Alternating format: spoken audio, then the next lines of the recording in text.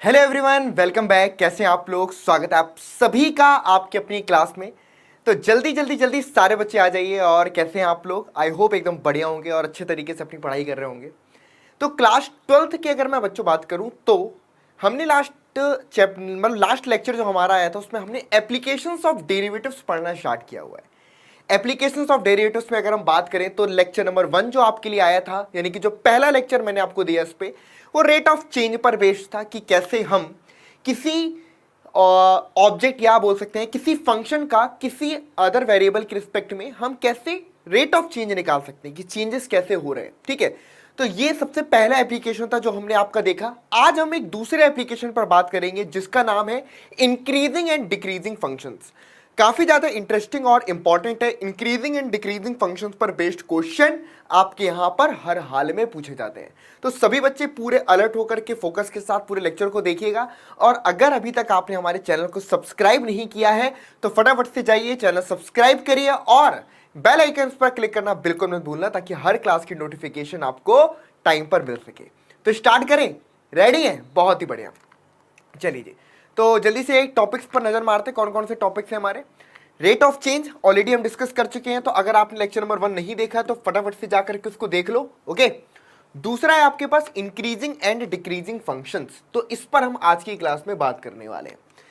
Increasing और decreasing अपने आप में आपको उसका मीनिंग तो समझ में आ ही रहा होगा। ठीक है, इंक्रीज यानी कि जो कंटिन्यूअसली बढ़ रहा है। ठीक है, यानी कि जो कंटिन्यूअसली ग्रो कर रहा है, बढ़ रहा है, उसको हम क्या बोलेंगे? इंक्रीजिंग। ठीक है, और डिक्रीजिंग का मतलब जो फॉर एग्जाम्पल डिक्रीज कर रहा है ना। फॉर एग्जाम्पल जैसे हम बोलते हैं ना कि टाइम के साथ मान लो कोई चीज डिक्रीज कर रही है ना। जैसे फॉर एग्जाम्पल हम बोलते हैं कि जो नेचुरल रिसोर्सेज हैं, ठीक है, या जो फजाइल फ्यूल्स हैं आपके, फॉसिल फ्यूल्स, वो आपके टाइम के साथ में डिक्रीज कर रहे हैं, है ना। बोलते हैं ना कि आज के टाइम पर ना, ये जो आने वाला टाइम है ये आपका सोलर पैनल या सोलर एनर्जी पर ज़्यादा बेस्ड होगा, क्योंकि जो फॉसिल फ्यूल्स हैं वो डिक्रीज कर रहे हैं, तो आगे पर पेट्रोलियम्स वगैरह जल्दी अवेलेबल नहीं होंगे। तो टाइम के साथ ये क्या हो रहे हैं? इनके रिसोर्स डिक्रीज हो रहे हैं।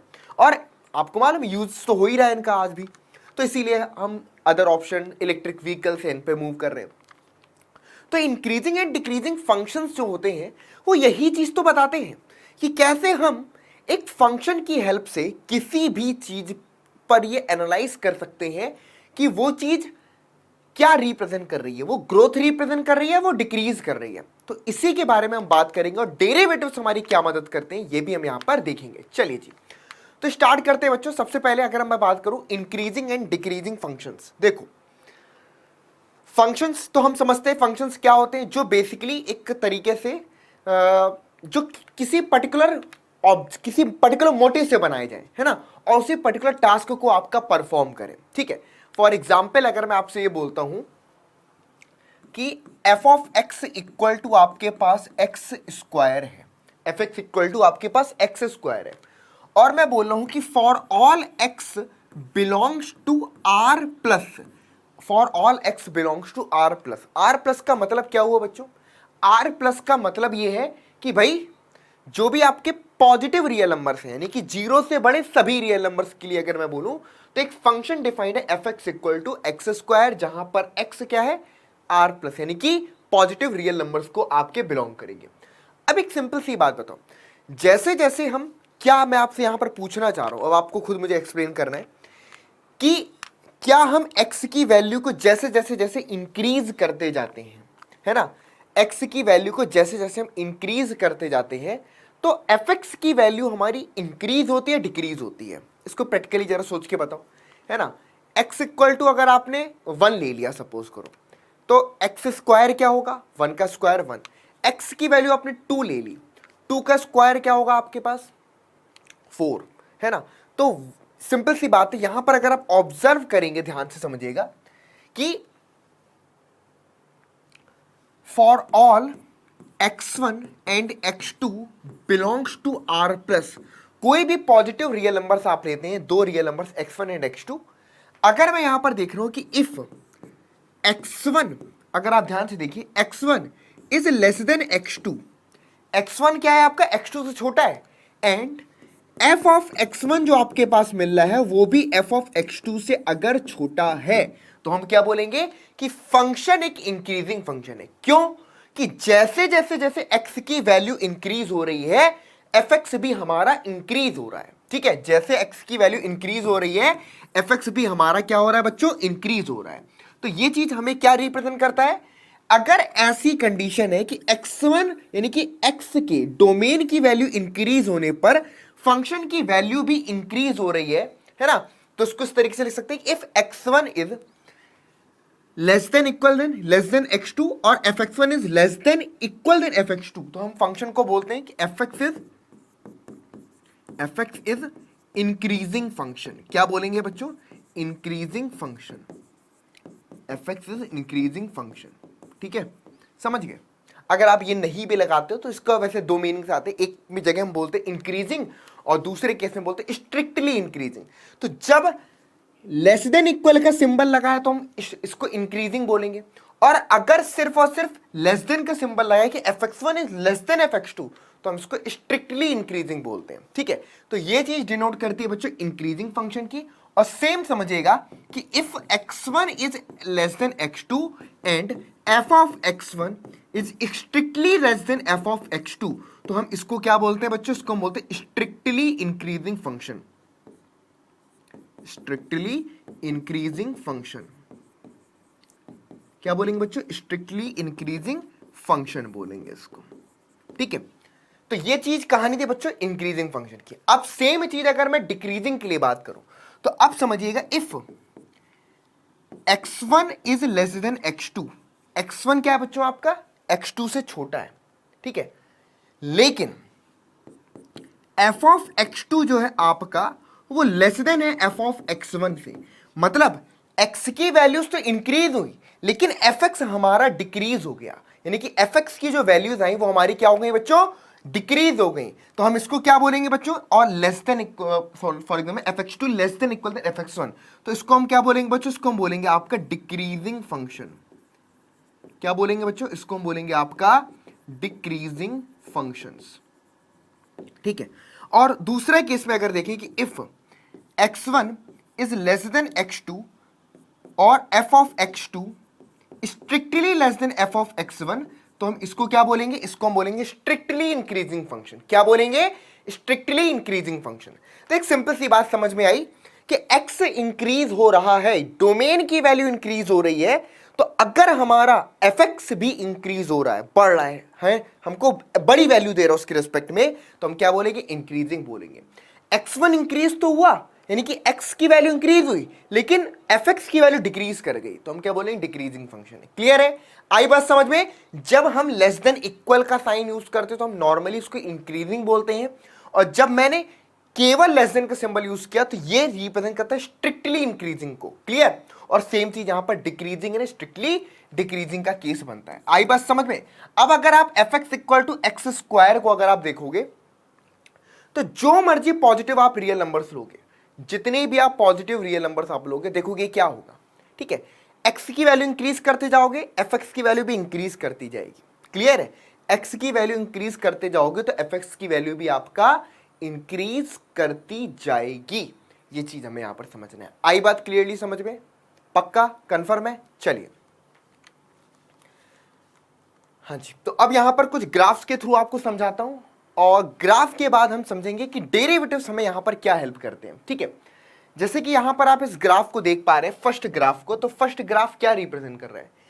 ये जो आप दिख रहे हैं ना आपको, बिल्कुल इंक्रीज बढ़ता हुआ, लेफ्ट टू राइट मूव करने पर, लेफ्ट टू राइट मूव करने पर अगर फंक्शन का ग्राफ हमारा अपवर्ड्स यानी कि ऊपर की ओर जा रहा है तो ये क्या रिप्रेजेंट करता है? ये रिप्रेजेंट करता है ग्रोथ को।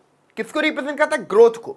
तो ये इंक्रीजिंग फंक्शन का एग्जांपल है। ठीक है, लेफ्ट टू राइट मूव करने पर आपको ग्राफ नीचे की ओर डाउनफॉल होते नजर आ रहा है कि भाई ये नीचे की ओर मूव कर रहा है, तो इसको हम डिक्रीजिंग बोलते हैं।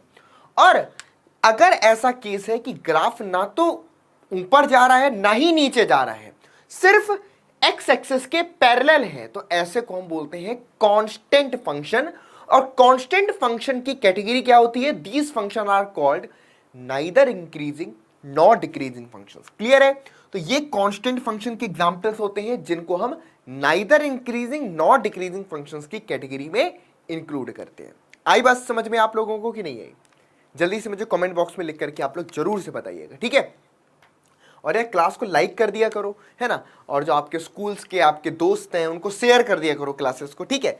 बाकी आप लोग के लिए एक नया बैच भी आया हम लोग का, ड्रीमर्स बैच। तो अगर आप लोग ज्वाइन करना चाहते हैं तो कमेंट सेक्शन में एक लिंक हम लोगों ने भेज रखा है, आपका पिन कर रखा है। उस लिंक पर एक व्हाट्सएप नंबर है, उस पर आप कॉल कर दो, है ना, या गूगल फॉर्म है वो आप फिल कर दोगे तो हमारी टीम आपसे खुद ही की खुद बात कर लेगी और एडमिशन आपका हो जाएगा। क्लियर है?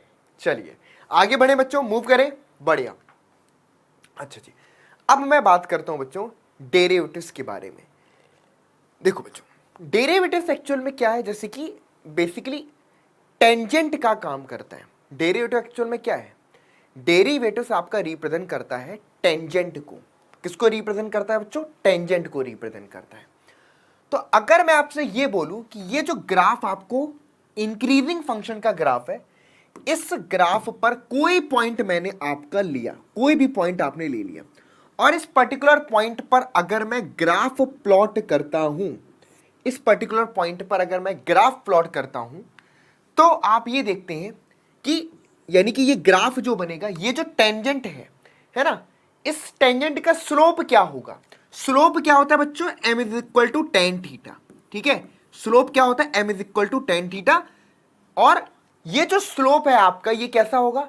अगर थीटा हमारा एक्यूट एंगल है, मतलब कि एक्यूट एंगल है, तो स्लोप हमेशा क्या होता है बच्चों? पॉजिटिव होता है, ठीक है। और यही टेन थीटा को हम बच्चों किससे डिनोट करते हैं? dy बाई dx से डिनोट करते हैं। तो अगर आप प्रैक्टिकली ये सोचिए कि अगर ये स्लोप यानी कि जो m है, ठीक है, आप ध्यान समझिएगा बच्चों, यानी कि अगर कोई स्लोप आपका क्या है? पॉजिटिव स्लोप है, यानी कि dy बाई dx आपका अगर पॉजिटिव है, तो वो फंक्शन हमेशा किसको रिप्रेजेंट करेगा?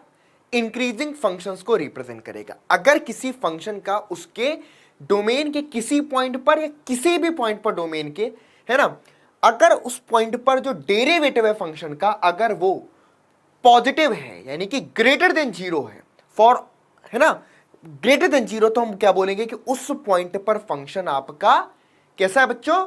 इंक्रीजिंग होगा। अगर पूरे डोमेन में फंक्शन का यही बिहेवियर है तो हम बोलेंगे कि पूरे डोमेन में फंक्शन आपका इंक्रीजिंग फंक्शन होगा।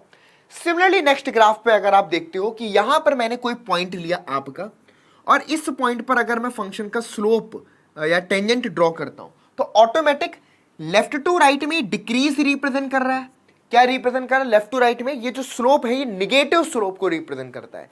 यानी कि जब आप ध्यान समझना, एक सेकेंड, ठीक है, पॉजिटिव और निगेटिव स्लोप का मतलब समझ पा रहे हो आप लोग? एक सेकेंड, वॉइस क्लियर आ रही है ना? हाँ जी। पॉजिटिव स्लोप का मतलब ये जो एक्यूट एंगल है पॉजिटिव हो, ठीक है, और निगेटिव स्लोप का मतलब ये एक्यूट एंगल ऑब्ट्यूस एंगल अगर बनना है यहाँ पे, ठीक है, तो ये निगेटिव स्लोप को रिप्रेजेंट कर रहा है। कुछ बच्चे बोल रहे हैं कि सर आपके हाथ में पट्टी क्यों बंधी हुई है? तो क्या है ना कि मैं कल नींद में मैंने ध्यान नहीं दिया, मेरे अलमीरा का डोर ओपन था और मैंने नींद में ऐसे हाथ किया, वो डोर पे लगा, और डोर आपको मालूम है आज के टाइम पर कितने नुकीले डोर होते हैं, ठीक है, फिजिक्स की लैंग्वेज उसको क्या बोलेंगे? शार्प कॉर्नर, ठीक है। तो वो शार्प कॉर्नर मेरे लग गया और उसने खून खून कर दिया वहाँ पे, ठीक है। तो फिर मैंने थोड़ी सी यहाँ पर पट्टी बांध रखी है, ठीक है, ताकि वो ठीक हो जाए जल्दी से, ठीक है, और कुछ नहीं हुआ है। तो जो तुम लोग परेशान हो रहे हो ना, दिख रहा है तुम लोगों का सर ये क्या हो रखा है हाथ में, ठीक है, ये यही और कुछ भी नहीं है। चलो समझ में आया बच्चों? तो ये क्या हुआ आपका? डिक्रीजिंग। तो इस कंडीशन पे आपका dy बाई dx जो है, dy बाई dx ये less than equal than zero, ये greater than equal than zero. Increasing के केस में greater than equal than zero, और लेस देन, जब डिक्रीजिंग का केस होगा तो less than equal than zero, है ना। और स्ट्रिक्टली डिक्रीज की बात करेंगे सिर्फ लेस देन जीरो बोलेंगे, स्ट्रिक्टली इंक्रीज की बात करेंगे तो डायरेक्टली आपका ग्रेटर देन जीरो, जैसा कि यहां पर आपका बोल रहा है, तो मैं इसको डायरेक्ट ऐसे ही लिख देता हूं, ठीक है। चलिए, और नेक्स्ट केस में ये इस कंडीशन पे क्या है? इस कंडीशन पे आपका स्लोप क्या होता है? जीरो, है ना। ये क्या है? पैरेलल है एक्स एक्सिस के, तो इस कंडीशन में स्लोप आपका क्या होता है? जीरो। यानी कि जब dy बाई dx अगर आपका जीरो हो गया, जीरो के बराबर हो गया, तो दैट मीन्स कि उस पॉइंट पर है ना, उस पॉइंट पर जाकर के जो आपका फंक्शन है ना वो ऐसा हो गया, यानी कि वो पॉइंट ना तो आपका ग्रोथ रिप्रेजेंट कर रहा है, यानी कि वो पोजीशन ना तो ग्रोथ रिप्रेजेंट कर रही है, ना ही आपका डिक्रीज रिप्रेजेंट कर रही है। ठीक है, तो कुल मिला के ऐसे पॉइंट को हम क्या बोलते हैं, neither increasing not decreasing functions. Clear. तो अब इसी चीज को बच्चों डेरिवेटिव्स की हेल्प से हमने समझा, तो अब हम यही चीज आपका फंक्शंस को यहां से देख सकते हैं।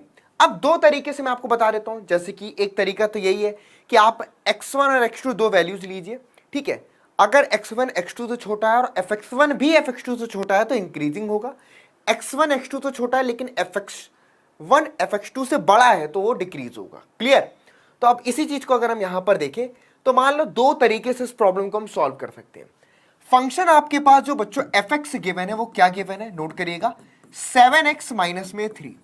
अब ये फंक्शन आपका बोल रहा है कि so that the function given by fx equal to 7x minus 3 is increasing on r का मतलब है कि पूरी रियल नंबर लाइन पर हर एक रियल वैल्यूज के लिए अगर मैं बात करूं पूरे डोमेन में ये फंक्शन इंक्रीजिंग फंक्शन होगा। ठीक है, देखो इसको देखने के कई तरीके, अगर आपको ग्राफ प्लॉट करना आता है तो ग्राफिकली भी ये चीज आप देख करके बता सकते हो कि ये इंक्रीजिंग है डिक्रीजिंग।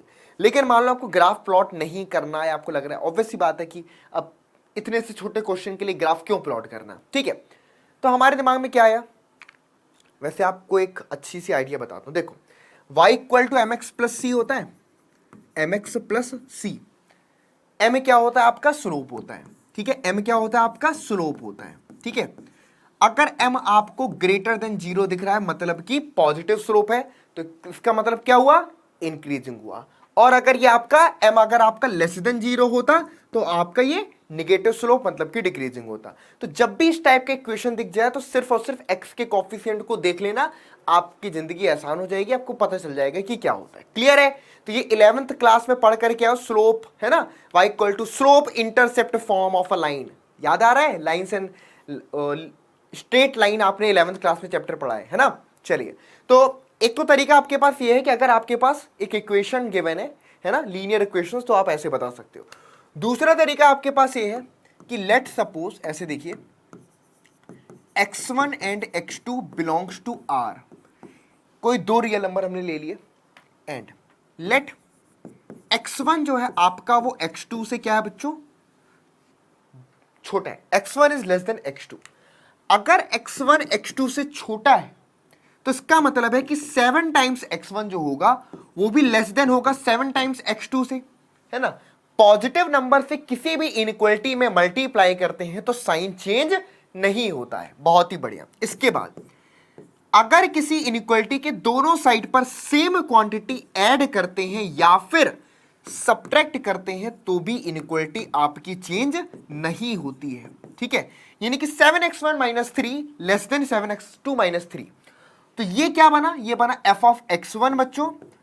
ठीक है, ये क्या बन गया हमारे पास, ये बन गया आपके पास f of x1 which is less then f of x2। तो यहां से हमने क्या देखा बच्चों कि x1 is less than x2 और प्रूव कर दिया कि fx1 भी fx2 से छोटा है। दैट मीन्स इसका मतलब क्या है कि f is an increasing function. f कैसा फंक्शन होगा आपका, इंक्रीजिंग फंक्शन होगा। क्लियर है, f आपका इंक्रीजिंग फंक्शन होगा। क्लियर है, आई बात समझ में कि नहीं आई, पक्का कंफर्म, क्लियर। चलो, fx1 less than fx2 that mean f is an increasing function. f क्या होगा आपके पास, इंक्रीजिंग फंक्शन होगा। क्लियर है, चलिए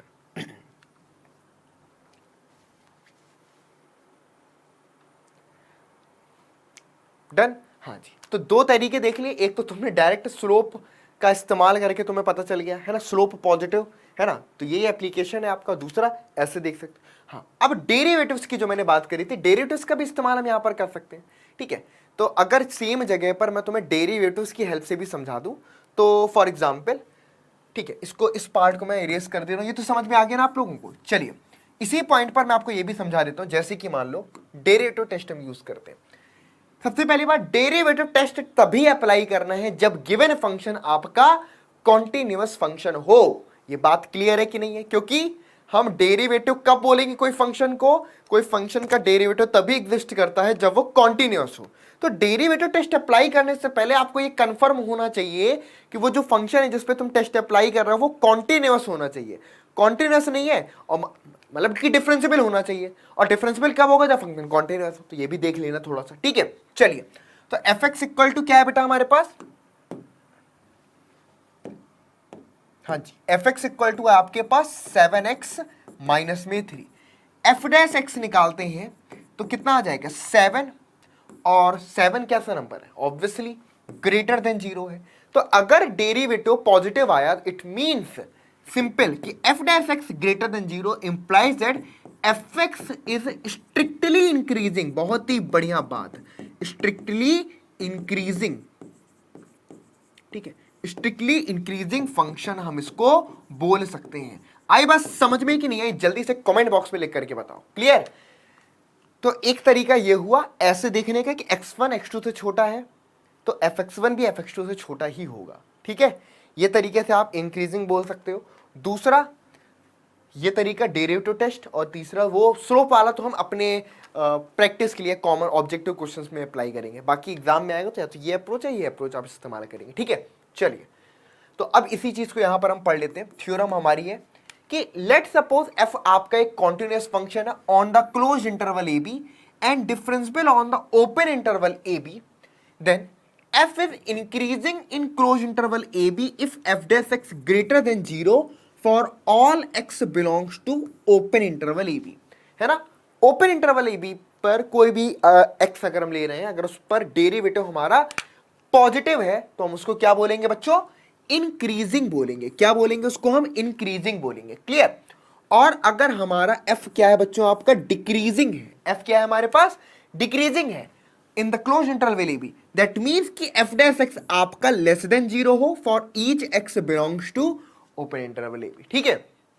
थर्ड, चलिए, और कांस्टेंट का केस समझ में आ गया कि जब स्लोप आपका मतलब कि स्लोप 0 हो जाए, जब स्लोप ही नहीं है ना, हम क्या बोलेंगे? यार कुछ स्लोप है क्या? मैं जिस फ्लोर पर चल रहा हूं तो वहां पर कोई स्लोप है क्या? नहीं ना। हाँ, चढ़ाई होती तो हम बोलते स्लोप है यार, चढ़ान है, ढलान है। यहां पर तो फ्लैट है ना, तो फ्लैट का मतलब क्या हुआ?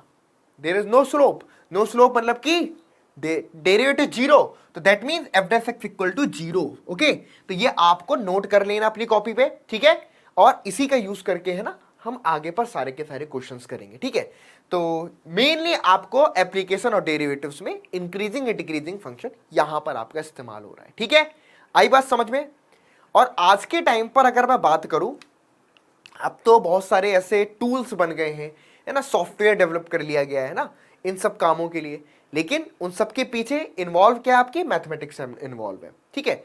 कि कभी भी हम सिंपल चीजों को देख करके कि किस टाइम से किस टाइम पीरियड में होता है ना कि भाई यार ये टाइम ना इस चीज के लिए बहुत बढ़िया है, इस टाइम पे मार्केट में ये बहुत ट्रेंडिंग है। क्यों?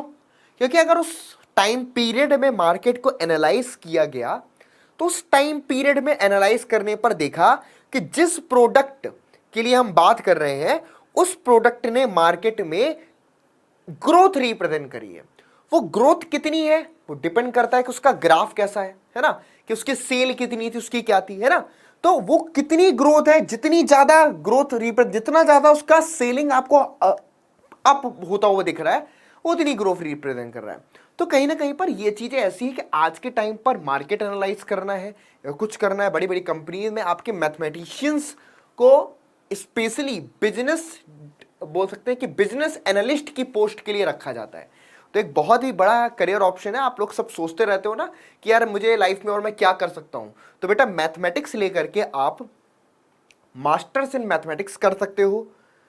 एक इंडिया के जितने भी आपके आईआईटी इंस्टीट्यूट है ना वो आपको मास्टर्स इन मैथमेटिक्स भी करवाते हैं। सबको पता नहीं है बात, कुछ लोगों को लगता है कि आईआईटी का मतलब बीटेक, कि आईआईटी जाना है तो मतलब बीटेक ही करना है। कोई जरूरत नहीं है, मतलब कि हाँ बीटेक है लेकिन बीटेक किए बिना लोग बीएससी और बीएससी करने के बाद वो मास्टर्स कर सकते हैं। बीएससी के लिए बहुत अच्छे इंस्टीट्यूट है, आपके दिल्ली यूनिवर्सिटी हो गया या आपके जेएनयू हो गया या फिर एएमयू हो गया, सबसे अच्छा एक बहुत ही बढ़िया है बनारस हिंदू यूनिवर्सिटी।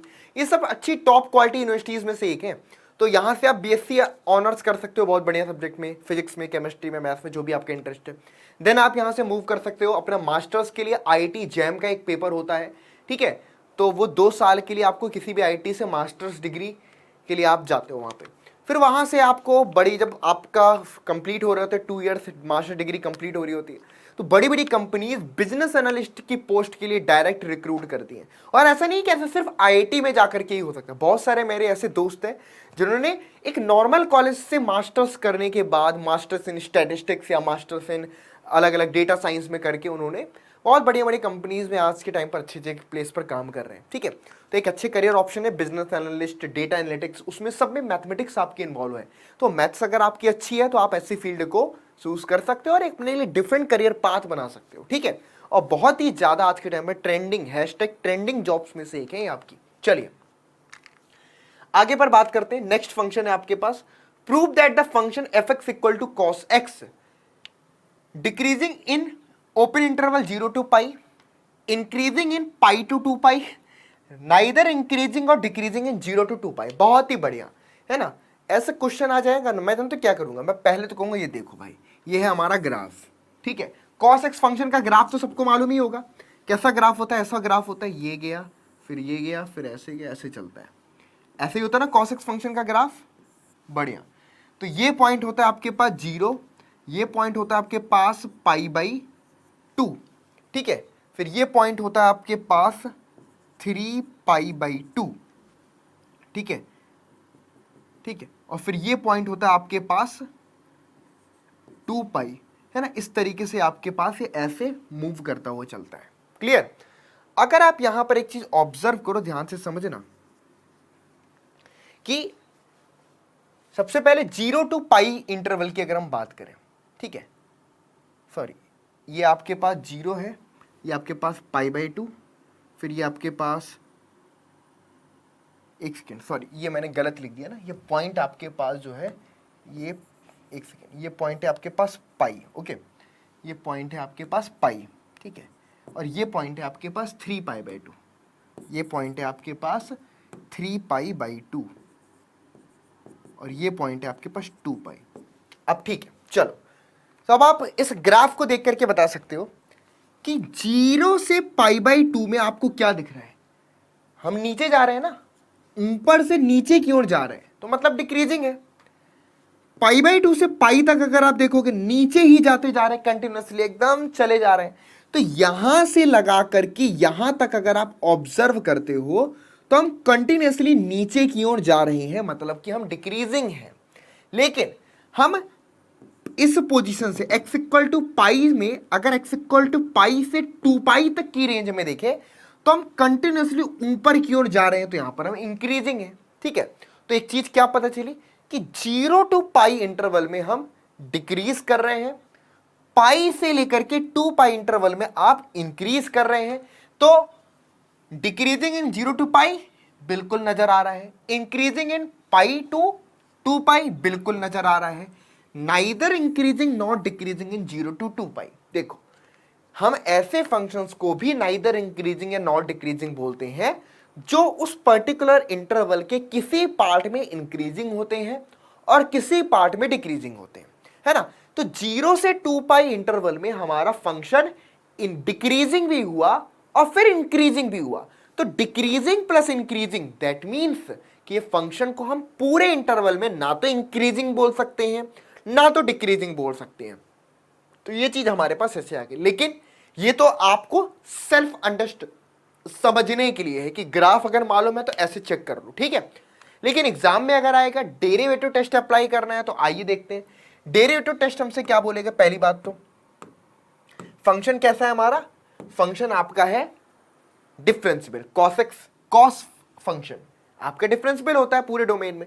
तो चलिए fx इक्वल टू आपके पास यहां पर है cos x, ओके। और f डैश x की अगर मैं बात करूं तो कितना आएगा, माइनस में साइन ऑफ x। बहुत ही बढ़िया। सबसे पहले अगर हम ध्यान से देखें 0 to पाई इंटरवल में, ठीक है। अब आप यहां पर देखना, साइन फंक्शन की बात करूं तो 0 से लेकर के आपका पाई में, 0 से पाई में साइन फंक्शन की जो वैल्यू होती है वो क्या होती है, ग्रेटर देन जीरो होती है, लेस देन जीरो होती है। ठीक है, सिंपल सी बात है ना। आप साइन फंक्शन का अगर ग्राफ जानते हो तो ये ग्राफ समझना, ये मत समझना कि ये वापस से मैं यहां पर इंक्रीजिंग डिक्रीजिंग देख रहा हूं। मैं अब यहां पर डेरिवेटिव, ये ग्राफ किसका है? ये फंक्शन का ग्राफ नहीं है, ये फंक्शन के डेरिवेटिव में जो फंक्शन है साइन, साइन का ग्राफ है जीरो से लेकर के पाई के बीच में। और ये रिप्रेजेंट कर रहा है कि जीरो से लेकर के पाई के बीच में साइन एक्स की वैल्यू जीरो से वन के बीच में होगी, यानी कि पॉजिटिव होगी। अगर जीरो से पाई में, नोट करिएगा, हम यहां से ऐसे बोल सकते हैं कि जीरो से पाई में साइन एक्स पॉजिटिव वैल्यू देता है, यानी कि greater than equal than zero है। लेकिन अगर जीरो को हटा दो, पाई को हटा दो, तो ग्रेटर देन जीरो है। ठीक है, माइनस ऑफ साइन एक्स का मतलब क्या हुआ? निगेटिव, यानी कि माइनस ऑफ साइन एक्स का मतलब ये सारी वैल्यूज हो गई, है ना। ऊपर का हटा दो, नीचे की ओर आ गए। तो मतलब क्या हुआ बच्चों? जीरो से पाई इंटरवल में जो एफ डैश एक्स की कोई भी वैल्यू आएगी वो क्या आएगी? ठीक है, for all x belongs to open interval zero to pi, F dash X जो होगा आपका वो क्या हो जाएगा बच्चों? है ना, एफ डैश एक्स आपका लेस देन जीरो होगा। क्लियर? यानी कि माइनस ऑफ साइन एक्स की वैल्यू हमेशा लेस देन जीरो होगी। दैट मीन्स इसका मतलब है कि F X is decreasing, F x आपका डिक्रीजिंग होगा। क्लियर है? चलिए, मतलब कि जीरो टू पाई इंटरवल में माइनस ऑफ साइन एक्स की वैल्यू क्या होगी? पॉजिटिव होगी, निगेटिव होगी? निगेटिव होगी। दैट मीन्स फंक्शन डिक्रीजिंग होगा। चलिए, इंक्रीजिंग की बात करते हैं, ये आपका ए पार्ट हो गया। सिमिलरली बी पार्ट में अगर हम बात करें तो फंक्शन तो वही है आपके पास, F dash X equal to क्या है हमारे पास? माइनस में साइन ऑफ एक्स। अब सेम चीज तुम देखो पाई से टू पाई इंटरवल में, तो पाई से टू पाई इंटरवल में साइन एक्स की वैल्यू तो निगेटिव होती है, तो माइनस ऑफ साइन एक्स की वैल्यू क्या होगी? पॉजिटिव। तो मतलब कि for all x belongs to open interval pi to two pi, F dash of x जो होगा वो क्या होगा बच्चों आपका? ये आपका ग्रेटर देन जीरो होगा। क्या होगा बच्चों? Greater than zero. That means F x आपका इंक्रीजिंग होगा, F X is increasing, F x क्या होगा आपका? इंक्रीजिंग होगा। क्लियर है बात? समझ में आई? कोई डाउट यहां पर? एफ एक्स आपका इंक्रीजिंग फंक्शन होगा। ओके, नाउ सिमिलरली बच्चों अगर ऑप्शन नंबर थर्ड पर बात कर रही है तो डायरेक्टली बोलेंगे कि सिंस जीरो टू पाई में फंक्शन आपका डिक्रीजिंग है, पाई टू टू पाई में फंक्शन आपका इंक्रीजिंग है, that's why this function is neither increasing not decreasing. Clear है? क्योंकि पूरे इंटायर डोमेन में ना तो ये सिर्फ इंक्रीजिंग है ना तो सिर्फ डिक्रीजिंग है। सिर्फ इंक्रीजिंग होता तो इंक्रीजिंग बोलते, सिर्फ डिक्रीजिंग होता तो डिक्रीजिंग बोलते, है ना। लेकिन ऐसा तो नहीं है, इंक्रीज भी क्या डिक्रीज भी क्या, that's why neither increasing not decreasing function. Clear है? तो इस तरीके से बच्चों इसको हम फर्स्ट डेरिवेटिव टेस्ट से आपके समझते हैं। ओके, आगे पर बच्चों बात करते हैं। एक क्वेश्चन है बहुत ज्यादा इंपॉर्टेंट है, आपके यहां पर पूछा भी जाता है, इसको मैं डिस्कस करूंगा। अच्छा जी, find the intervals in which the function given by F x equal to sine 3x, और इंटरवल है आपके पास क्लोज इंटरवल 0 से पाई बाई 2। ठीक है, क्लोज इंटरवल 0 से पाई by 2 is increasing and decreasing. वो इंटरवल बताना है जब ये इंक्रीजिंग होगा और वो इंटरवल बताना है जब ये आपका डिक्रीजिंग होगा। क्लियर? तो है तो बहुत सिंपल, अगर आप ध्यान से देखो एफ एक्स इक्वल टू आपके पास क्या है बच्चों? Sign 3x।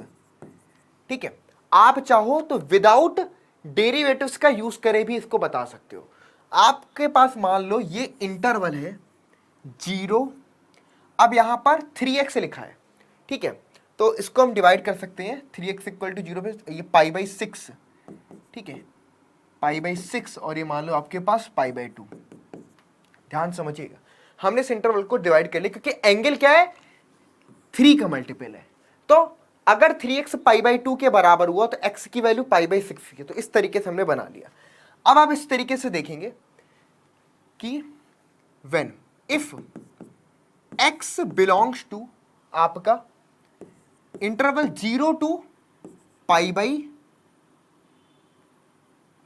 6, अगर 0 से पाई बाई 6 में मैं बात करूं, ध्यान समझना, x इक्वल टू 0 पर तो 0 वैल्यू देगा, पाई बाई 6 पर क्या वैल्यू देगा? पाई बाई 6 पर, यानी कि अगर x equal to pi by 6 रखेंगे that mean pi by 2, sine pi by 2 की वैल्यू 1। यानी कि अगर मैं बात करूं तो 0 से लेकर के पाई बाई 2 इंटरवल में फंक्शन का ग्राफ कुछ ऐसा बनने वाला है। ध्यान समझिएगा, फंक्शन का जो ग्राफ होगा आपका वो कुछ ऐसा बनेगा। आपका ग्राफ यहां पर एक सेकेंड बना करके दिखा देता हूं। फंक्शन का ग्राफ कुछ ऐसा, ठीक है, ये आपके पास टॉप पोजीशन लेके जाएगा।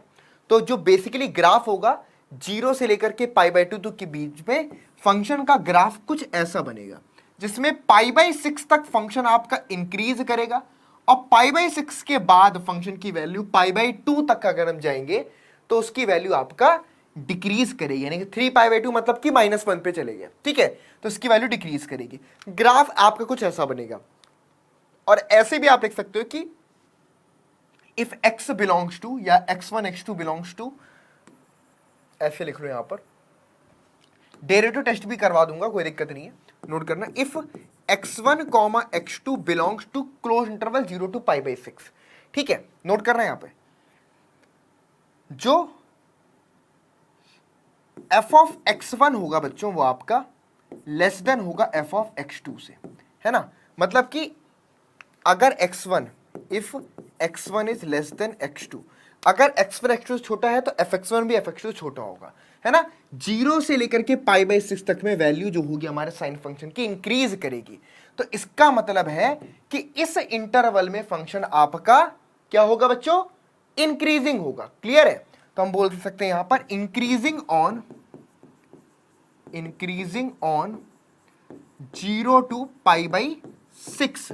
और similarly if x1 x2 belongs to आपका, एक सेकेंड, π/6 to π/2, यहां पर अगर आप देखोगे तो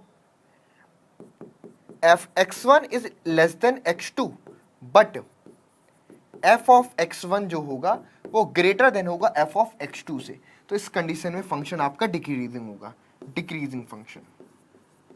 कैसा फंक्शन होगा बच्चों, डिक्रीजिंग फंक्शन। आप वैल्यूज रख करके चेक कर सकते हो कि इस इंटरवल की वैल्यूज कोई भी रखोगे, π/6 रखोगे या π/2 रखोगे, π/6 पर ही आपको क्या देगा, 1, फिर डिक्रीज करते करते कहां तक गया, -1 तक गया।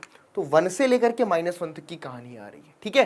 तो ये बेसिकली आई थिंक थोड़ा सा ग्राफ ना हमारा और ऐसा आएगा, ये ग्राफ ऐसे ही पक्का आएगा ना, ठीक है, सही है, सही है, सही है।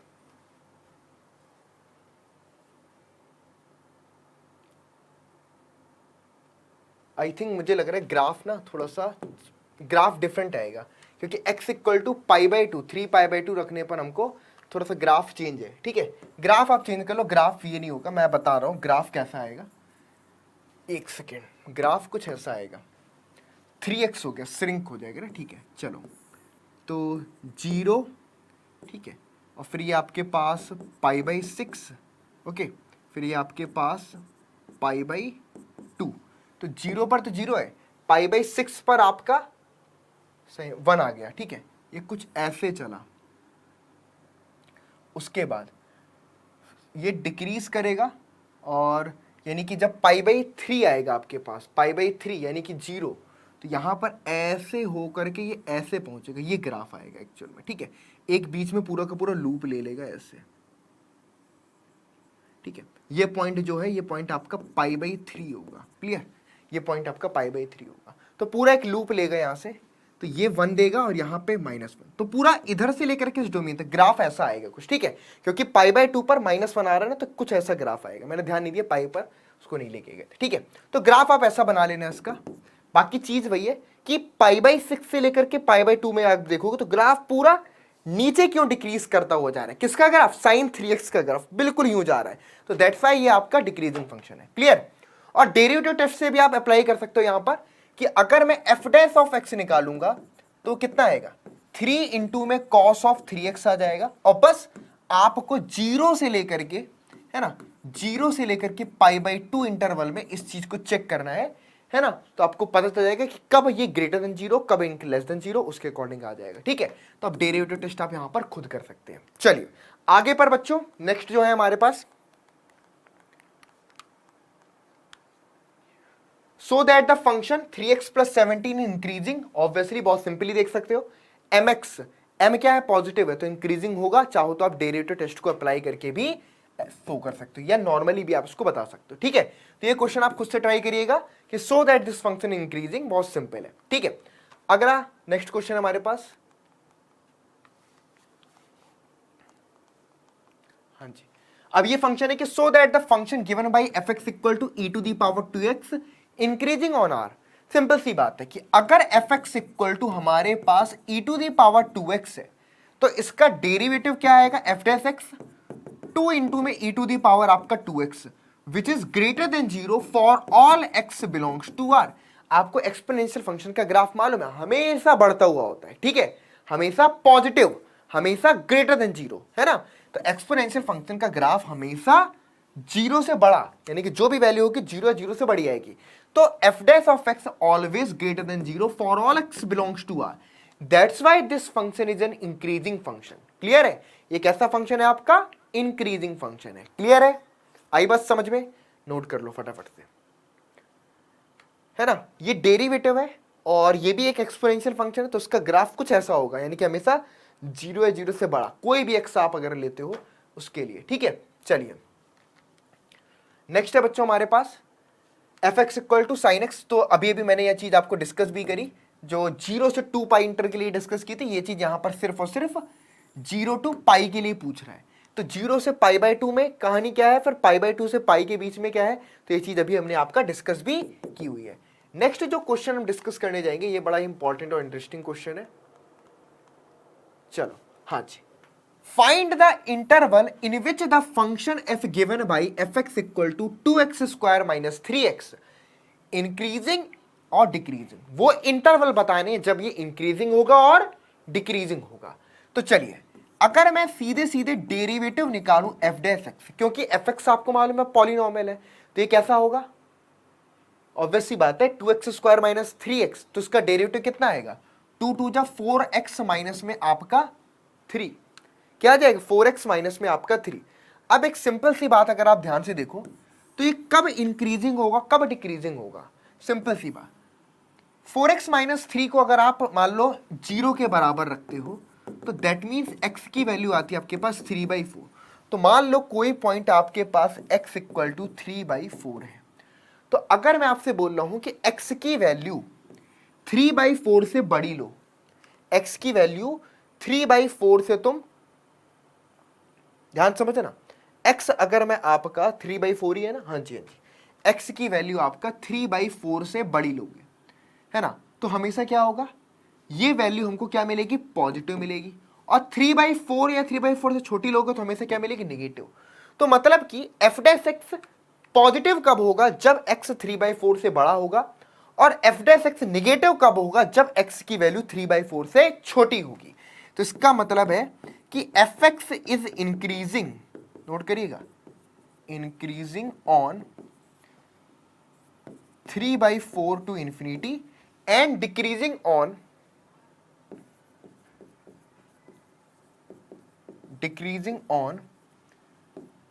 माइनस इंफिनिटी टू 3/4, ठीक है, इस इंटरवल में आपका डिक्रीजिंग होगा, ठीक है। 3/4 को भी इंक्लूड कर लो आप यहाँ पे, ठीक है, क्लोज इंटरवल में वहाँ पे तो अभी आ जाएगा। तो यहाँ से आप चाहो तो उसको यहाँ से क्लोज भी ले सकते हो, क्योंकि ओपन इंटरवल में इंक्रीज कर रहा है तो क्लोज भी हम ले लेते हैं। तो 3/4 पे आप यहाँ पर इंक्रीजिंग ले लो, फिर यहाँ पर डिक्रीजिंग ले लो। क्लियर, चलिए, तो इस तरीके से बच्चों हम आपका नंबर लाइन बना करके जो भी डेरिवेटिव आ रहा है उसके जो भी फैक्टर्स हैं यानी कि जीरोज हैं उनको ग्राफ पेपर पर प्लॉट करो, फिर देखो कि उस पॉइंट के राइट में अगर F dash X greater than 0 है तो उस पर पॉजिटिव मतलब कि इंक्रीजिंग, और लेफ्ट में अगर आपका लेस देन 0 वैल्यूज देगा तो डिक्रीजिंग। तो उसको वेवी कर्व मेथड भी हम आपका बोलते हैं, ठीक है। चलिए नेक्स्ट क्वेश्चन बहुत ज्यादा इंपॉर्टेंट है, ये क्वेश्चन बहुत पूछा जाता है। Find the interval in which the function F given by F x equal to 2x cube minus का 3x स्क्वायर माइनस का 36x प्लस में 7 कॉन्टिन्यूस फंक्शन है, क्योंकि आपका पॉलिनोमियल है, डिफरेंशियल भी है आपका। तो डायरेक्ट अगर एफ डैश एक्स अगर हम यहां पर निकाले तो कितना आएगा, 3 2 जा 6x स्क्वायर हो गया, 3 2 जा 6x हो गया आपके पास, और माइनस में आपके पास 36 आ गया। क्लियर, इधर से अगर मैं 6 कॉमन ले लूं तो x स्क्वायर माइनस का x माइनस का 6 आ गया। इसके अगर मैं फैक्टराइज करूंगा तो आएगा 6 बाहर है, x स्क्वायर नोट करना माइनस का 3x प्लस का 2x माइनस में 6, तो ये बन गया 6 इंटू में x माइनस में 3 बन गया, और फिर यहां से 2 कॉमन ले लो तो x प्लस 2 बन गया। क्लियर है, तो सॉरी ये फैक्टर हमारे पास इसके आ गए आपके x minus 3 and x plus 2। Clear है? x माइनस 3 x प्लस 2, ये हमारे पास f डैश x आया। अब सिंपल सा देखना, जो भी इस डेरिवेटिव के जीरोज हैं, x इक्वल टू 3 और x इक्वल टू माइनस 2, तो ये point x equal to minus 2 हुआ, ये पॉइंट x इक्वल टू आपके पास 3 हुआ। ठीक है, देखना x की वैल्यू अगर आप 3 से बड़ी लोगे तो हमेशा f डैश x क्या होगा, ग्रेटर देन 0 होगा। ठीक है, x की वैल्यू आप 3 से बड़ी कोई भी नंबर लोगे हमेशा ग्रेटर देन 0 तुम्हें मिलेगा।